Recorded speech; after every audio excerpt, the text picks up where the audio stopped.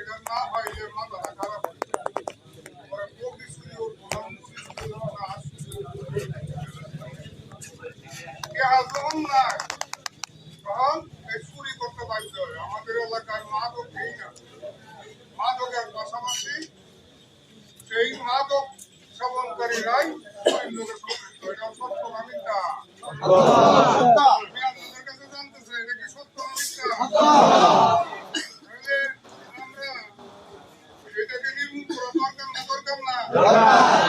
আমাদের জেনারেশন যে পর্যায়ে চলছে, আমরা যদি এখন আমার ভাই, আমার বাচ্চা, আমার ছেলে প্রত্যেকের ঘরে ঘরে এইভাবে মাদক সেবন করে জন্ম নিব।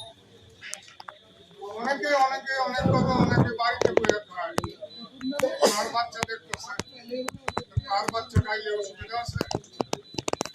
এটা নির্মূল করার জন্য সবাই একমত আছেন কিনা? কথা বলার সময় একমত থাকি আর